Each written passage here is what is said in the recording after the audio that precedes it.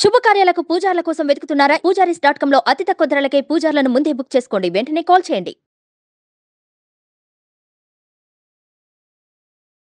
నమస్తే, నేను మీ జాహ్నవి. మనతో ఉన్నారు ప్రముఖ ఆధ్యాత్మికవేత్త, జ్యోతిష్య వాస్తు పండితురాలు, జ్యోతిష్య రత్న, జ్యోతిష్య ప్రపూర్ణ బిరుదాంకితురాలు, రాజరాజేశ్వరి రాజశ్యామల అమ్మవారి ఉపాసకురాలు సురంపుడి భానుకోటేశ్వరి అమ్మ మాట్లాడేద్దాం. నమస్తే అమ్మ. జై శ్రీరామ్. శ్రీమాత్రే నమః. శ్రీ గురుభ్యో నమః. అమ్మ, వైకుంఠ ఏకాదశి, ముక్కోటి ఏకాదశి అని కూడా అంటారు కదా, అది ఏ రోజు వచ్చింది? 22న 23న చెప్తూ, అండ్ వైకుంఠ ఏకాదశి అన్నారు, ముక్కోటి ఏకాదశి అన్నారు. ఎందుకు రెండు పేర్లు వచ్చాయి? డీటెయిల్డ్గా ఎక్స్ప్లెయిన్ చేసి ఆ రోజు ప్రతి ఒక్కరు ఆచరించవలసిన విధి విధానాలు ఏమిటి, ముఖ్యంగా రెమెడీస్ కావాలమ్మా. తప్పకుండా చాలా మంచి ప్రశ్న అడిగారు జాహ్నవి. అయితే మొదటగా మీరు అడిగిన ప్రశ్న శనివారం వచ్చింది. మనకి 23వ తారీఖు వచ్చింది. నిస్సందేహంగా శనివారం వచ్చింది. శనివారం ఏకాదశి, శనివారము ఏకాదశి అక్కడే కనిపించేస్తుంది. కలియుగ ప్రత్యక్ష దైవం వెంకటేశ్వర స్వామికి ఇష్టమైన రోజు, అత్యంత ప్రీతిపాత్రమైన రోజు. కుర్మ అవతారాన్ని ధరించి మీరు ఆ ప్రశ్న నన్ను అడుగుతున్నారు. అయితే నాకు నిజంగా ఇప్పటిదాకా నేను అనుకోలేదు, నేను శనివారాలు మొదలు పెడితే బాగుండని ఒక సంకల్పంలో ఉన్నాను. బహుశా ఆ రోజు నుంచి మొదలు పెట్టుకోవచ్చేమో. చక్కగా సప్త శనివారాలు. అంటే అలా వ్రతంలో కాదు, ఇన్ని రోజులు శనివారాలు స్పెషల్గా ఎప్పుడు చేయలేదు. సోమవారాలు చేసేదాన్ని, కానీ శనివారం కూడా చేయాలనుకున్నాను. నాలాగా చాలా మంది బహుశా అనుకుంటుండొచ్చు. శివుడిని ఎక్కువ ఆరాధిస్తే విష్ణుమూర్తి దగ్గరికి పంపిస్తాడు, విష్ణువుని ఎక్కువ ఆరాధిస్తే శివుడి దగ్గరికి పంపిస్తాడు. మన ఇద్దరిని ఆరాధిస్తే ఒకళ్ళొకళ్ళ దగ్గరికి పంపిస్తారు. వాళ్ళిద్దరు ఉంటే మనకి ఇంకా ఎవరి దగ్గరికి వెళ్ళాల్సిన అవసరమే లేదు. కరెక్ట్ జాహ్నవి. అయితే ఇప్పుడు మీరు అడిగిన ఫస్ట్ ప్రశ్న, వైకుంఠ ఏకాదశి, ముక్కోటి ఏకాదశి ఈ రెండు ఎందుకని అంటారని. వైకుంఠ ఏకాదశి అని అనడానికి కారణం ఏంటి? ముక్కోటి ఏకాదశి అనడానికి కారణం ఏంటంటే, మొదట వైకుంఠ ఏకాదశి చెప్పి తర్వాత. అలాగే అమ్మ. వైకుంఠ ఏకాదశి అనడానికి కారణం ఏంటంటే, ఈ రోజు అంటే మనం ఈ మార్గశిర మాసంలో శుక్లపక్షంలో వచ్చే ఏకాదశి రోజు శ్రీమన్నారాయణుడు భూమి మీదకి పాదం మోపుతాడు కాబట్టి, వైకుంఠం నుంచి ఇక్కడికి వస్తాడు కాబట్టి వైకుంఠ ఏకాదశి. ఆ రోజు కదా ప్రత్యేకంగా ఉత్తర ద్వార దర్శనం జరిపిస్తారు. ముక్కోటి ఏకాదశి ఎందుకంటే, మరి విష్ణుమూర్తి ఎక్కడ ఉంటే అక్కడే కదా 33 కోట్ల మంది దేవతలు వచ్చేది. ముక్కోటి దేవతలు అందరూ కూడా ఆయన ఉన్న చోట వస్తారు కాబట్టి, స్వామివారి భూమి మీద పాదం మోపుతారు కాబట్టి అందరూ కూడా స్వామివారి వెంట సపరివారంగా దేవతలందరూ కదిలి వచ్చి 33 కోట్ల మంది దేవతలు స్వామివారిని నర్చిస్తారు కాబట్టి ముక్కోటి ఏకాదశి అని కూడా దీన్ని వ్యవహరించడానికి ఒక అర్థం. ఇది మనకి విష్ణు పురాణం. ఓకే, ముక్కోటి దేవతలు స్వామివారికి సపర్యాలు చేసుకుంటూ సేవలు, కైంకర్యాలు. అయితే ఇక్కడ ఇంకొక చిన్న సందేహం వచ్చిందమ్మా. ఇప్పుడు ఇందాక మీరు అన్నారు మాటల్లో, ఎక్కువగా శివుడిని పూజిస్తే విష్ణుమూర్తి దగ్గరికి వస్తామని, విష్ణుమూర్తిని పూజిస్తే శివుడి దగ్గరికి వెళ్తామని, ఇద్దరు ఉంటే ఇంకెవరిని మనం కలవాల్సిన అవసరం లేదని అనుకున్నాం కదా. అయితే ఇక్కడి నుంచి వచ్చిన సందేహం ఏంటంటే, అటు శివుణ్ణి పూజించాలనే అర్హత రావాలన్నా, అటు విష్ణుమూర్తిని పూజించాలనే అర్హత రావాలన్నా ఒక రోజు రావాలి. ఆ రోజు ప్రతి ఒక్కరి జీవితంలో రావాలి అంటే ఖచ్చితంగా మీలాంటి గురువుల సలహాలు, సూచనలు, రెమెడీలు మాకు చాలా అవసరం. దాని గురించి వైకుంఠ ఏకాదశి నాడు ప్రత్యేకంగా ఏమైనా ఆచరించవలసినవి ఉంటాయా? అసలు దానికోసం ఏం చేయాలో చెప్పండి అమ్మా. చాలా మంచి ప్రశ్న అడిగారు జాహ్నవి. వైకుంఠ ఏకాదశి ఇలాంటి వాటిని సార్థకం చేసుకోవడానికి నిస్సందేహంగా చాలా మంచి రోజు. ఈ మాట ఎందుకు ఘంటాపథంగా చెప్తున్నానంటే, మనకి ధనుర్మాసం అంటే సూర్యనారాయణమూర్తి ధనుసు రాశిలో ఉన్నప్పుడు ఏకాదశి, వైకుంఠ ఏకాదశి మనకి తటస్థిస్తుంది. అంటే పరిపూర్ణంగా భూమి మీద జ్యోతి, భగవంతుడి చక్షు వెలిగే టైం అనమాట ఈ ధనుర్మాసం అనేది.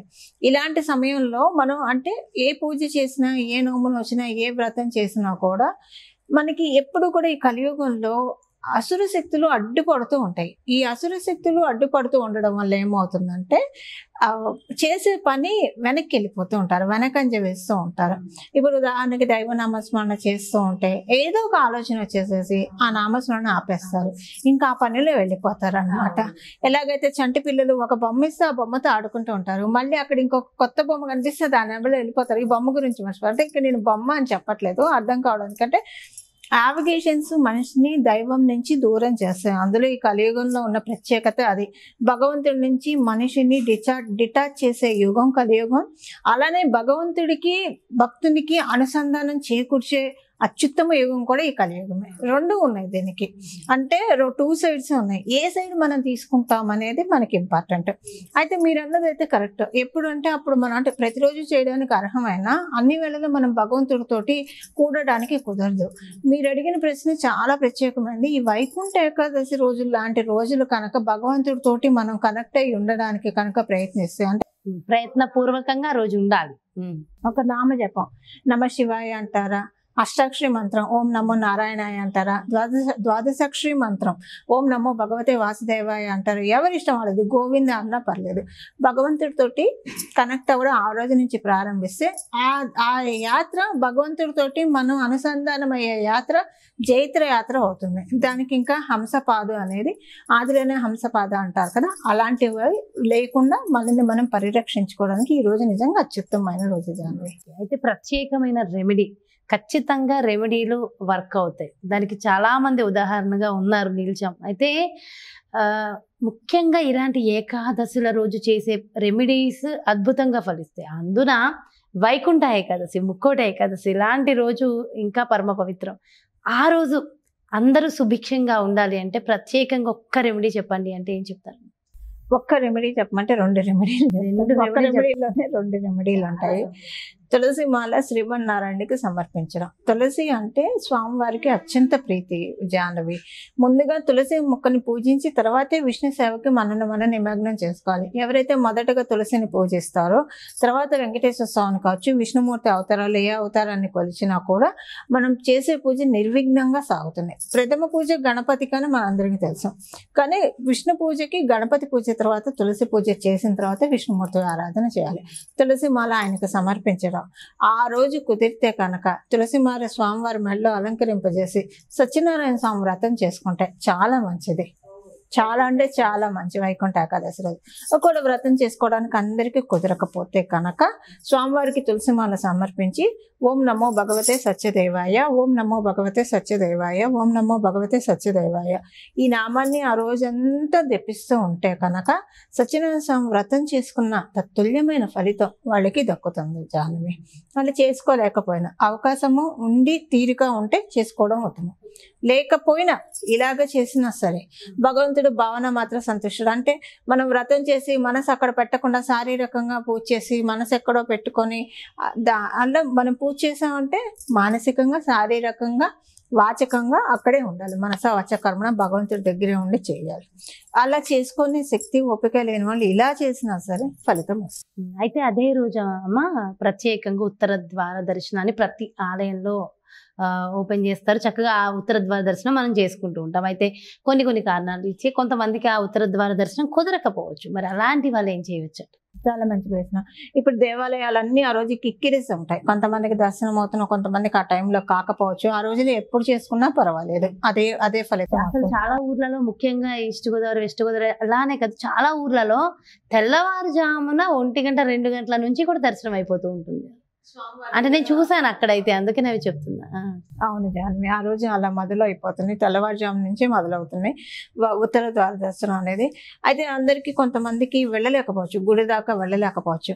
అయితే భగవంతుడికి సమీపంగా ఉండడానికి మనం ఆ రోజు ప్రయత్నించాలి. ఉపవాసం చేయాలి. ఆ రోజు ఉపవాసం అంటే నా ఉద్దేశం ఫాస్టింగ్ అని కాదు జాహ్నవి.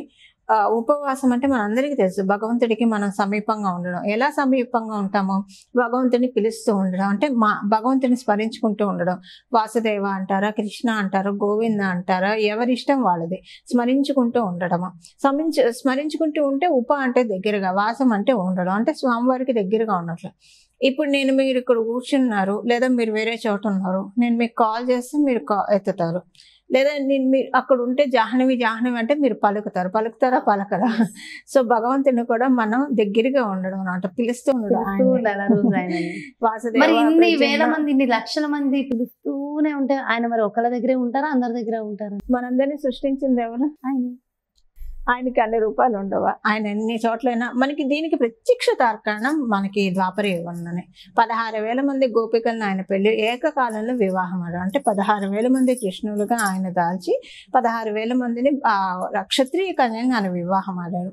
మీరు నారద మహర్షి ఒకసారి పరీక్షించడానికి వచ్చినప్పుడు, అంటే పరీక్షించడానికి కదా, అసలు వాసుదేవుడు ఇలాగ చేస్తున్నారు అంటే ఇంతమంది దగ్గర ఎలా అంటే ఒక్కళ్ళని పెళ్లి చేసుకుంటేనే వాళ్ళని మేనేజ్ చేయడమే కష్టం కదా, ఇంతమంది పద్ధతులతోటి ఎలా చేస్తున్నారు, ఎలా సమర్థిస్తున్నారు అని చూడటానికి వచ్చినప్పుడు ఏ ఇంటికి వెళ్ళినా అక్కడ కృష్ణ పరమాత్ముడు కనిపించేవాడు.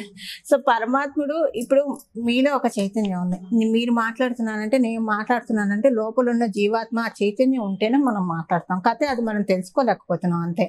ఈ చైతన్యం ఎవరిది? భగవంతుడి నుంచి వచ్చిందే కదా జాహ్నవి. భగవంతుడిలోంచి ఒక్కొక్క పరమాణువు మీలాగా నాలాగా అందరిలాగా ఉద్భవించింది. అది జంతుజాలాలతో సహా ప్రతి ఒక్కరూ పరమాత్ముడు అంశే. కథ తెలుసుకున్న వాళ్ళు అవధూతులు అవుతారు, మహాపురుషులు అవుతారు, మోక్షానికి వెళ్తారు. కొంతమంది తెలుసుకునే ప్రయత్నంలో ఉన్నవాళ్ళు కనీసం ఉత్తర జన్మల్లో అయినా ఆ సాధనలోకి వెళ్తారు. మిగతా వాళ్ళకి భగవంతుడు ఆ కటాక్షాన్ని ఎప్పుడో కలిగిస్తాడు అనమాట. అలా ఎవరికైనా ఆయన కటాక్షమే కదా. సో ఇదంతా ఎందుకు చెప్తున్నానంటే ఈ శరీరం మనది కాదు, ఈ జీవుడు మనం కాదు, ఇదంతా భగవంతుడి నుంచే వచ్చింది. మరి ఏకకాలంలో ఇంతమందిని ఎలా సృష్టించాడు ఆయన? నిజంగా చాలా చాలా వివరంగా, అంటే ఇంత డీటెయిల్ గా అరటి పండు ఒలిచి నోట్లో పెట్టినంత సులభంగా భగవంతుడిని చేరుకోవడం ఎలా అనేది చాలా చక్కగా వివరించారమ్మా. Thank you so much. నమస్తే. మంగళం. నమో భగవతే వాసుదేవాయ. ఇదండి వైకుంఠ ఏకాదశి, ముక్కోటి ఏకాదశి. ఆ రోజున మనందరం కూడా ఖచ్చితంగా ఆచరించవలసిన విధి విధానాలు. ఒక్క రెమెడీ అమ్మా అని అడిగితే, అంటే ఆ స్వామిని ఒకటి అడిగితే 2 వరాలు ఇచ్చేసినట్టుగా 2 రెమెడీలు మనందరి కోసం, మనందరం ఉద్ధరించబడడం కోసం ఎంతో చక్కగా 2 రెమెడీలు అందించేశారు. మీరు అన్నారు కదా భగవంతుడు పలుకుతాడా ఇంతమంది పిలుస్తా అని చెప్పి. దీనికి 2 ఎగ్జాంపుల్స్ ఇస్తాను. ఇప్పుడు మన ప్రోగ్రామ్ని 1,00,000 ఫోన్లలో చూడొచ్చు, 1,00,000 ఫోన్లలో చూడొచ్చు, మన ఇద్దరమే కనిపిస్తాం కదా, కనిపిస్తాము. ఓహో, అది అలా వచ్చేసారు. నిజంగానే కదా, ఇది ఒక్కటే ప్రోగ్రామ్ ఒకటే చోట నడుస్తుంది, కానీ లక్షల మందికి చేరవేయబడుతుంది.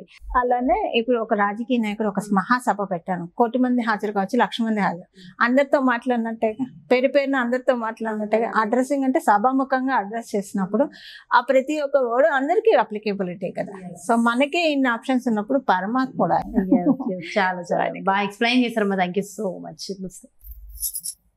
చూసారు కదండి, మరి ఇది ముక్కోటి ఏకాదశి, వైకుంఠ ఏకాదశి. మరి 2 రెమెడీస్, అద్భుతమైన రెమెడీస్ ఖచ్చితంగా ప్రతి ఒక్కరు ఆచరిస్తే జీవితం చాలా బాగుంటుంది. వైకుంఠ ఏకాదశి నాడు ఉత్తర ద్వార దర్శనం వల్ల కలిగే ప్రయోజనాలు ఏంటి, ఒకవేళ అది కుదరని వాళ్ళు ఏం చేయాలి అనేది కూడా డీటెయిల్గా ఎక్స్ప్లెయిన్ చేసేసారు కదా. మరో చక్కటి ప్రత్యేకమైన కార్యక్రమంతో మళ్ళీ మీ ముందుకు వచ్చేస్తాను. మరి అదేవిధంగా మీ యొక్క జాతకానికి సంబంధించి కానీ, లేదంటే మీ ఇంటి వ్యాపార వాస్తుకు సంబంధించి కానీ, మరి అదేవిధంగా ఎప్పటికప్పుడు ప్రత్యేకమైన పుణ్యక్షేత్రాల్లో నిర్వహించేటటువంటి ప్రత్యేకమైన కార్యక్రమాలకు సంబంధించి పూర్తి వివరాలు తెలుసుకోవాలి, భానుకోటేశ్వరి అమ్మని సంప్రదించాలి, అపాయింట్మెంట్ కావాలి అనుకుంటే ఇంకెందుకు ఆలస్యం, క్రింద డిస్ప్లే అవుతున్నటువంటి నెంబర్స్కి వెంటనే సంప్రదించండి. నమస్తే.